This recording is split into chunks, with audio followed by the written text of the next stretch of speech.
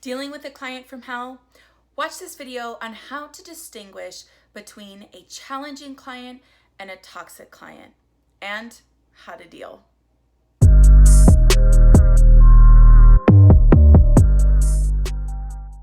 For the best advice on simplifying your life and business, be sure to subscribe and hit the bell button so you're notified each time I drop a new video every week.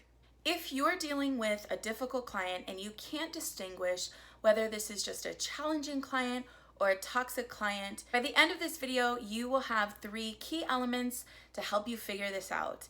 This video stems from massive lessons learned and what I wish I would have known. Okay, so let's be really honest for ourselves. In any business, no matter what you do, who you serve, what you sell, there are always going to be challenging clients. And I think it's really important to distinguish the difference between challenging clients and toxic clients, because challenging clients really help us grow and fine-tune our offers, our services, our messaging, and a lot of times we learn a lot and we grow because of our challenging clients. Now, toxic clients, on the other hand, are clients that actually hurt our businesses, hurt our self-esteem, hurt our growth more than helping us grow these things. So I want to take a second to really dive into how to distinguish between the two and how to cope. So key element number 1 when it comes to distinguishing between a challenging client and a toxic client is boundaries.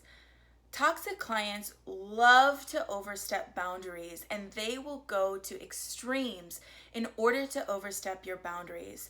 One of the hardest boundaries I have in my business for me to keep is communication and the hours I communicate with my clients.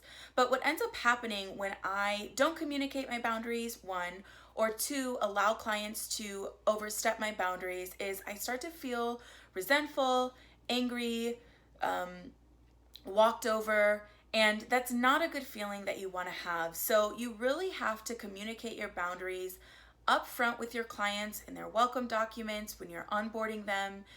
Be sure to communicate your boundaries in an effective way. And somebody who is a toxic client will go to the extremes and the ends of the earth to overstep your boundaries, even if you have established them and reasserted them time and time again.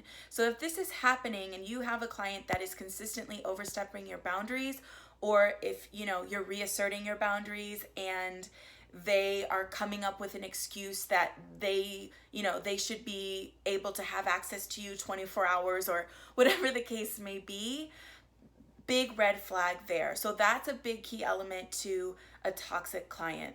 Key element number 2 is running your business. I've heard this happening a lot, and I have personally experienced this as well.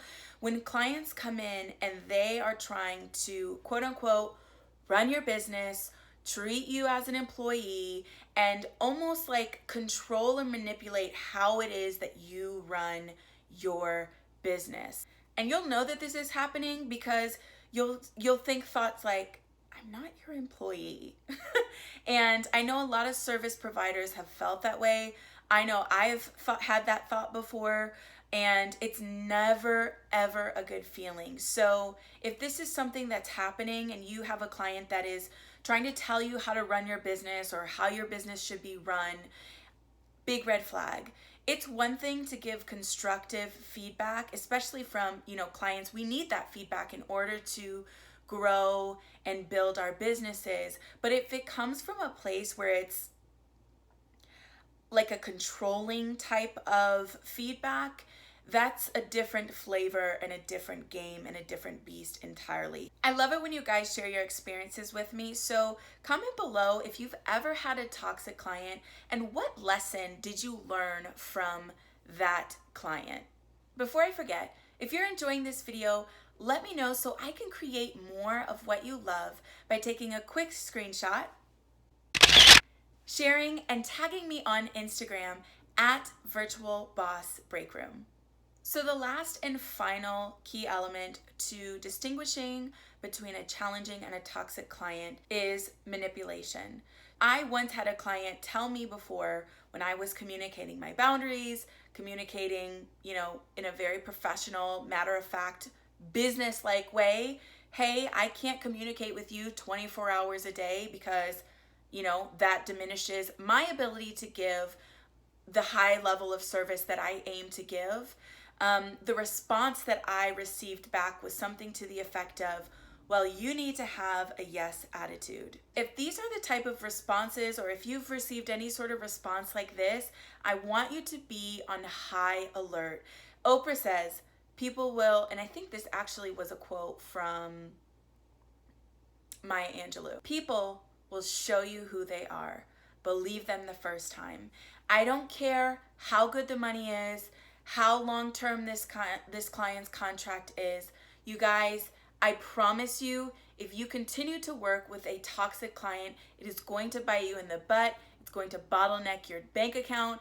There are so many damaging things.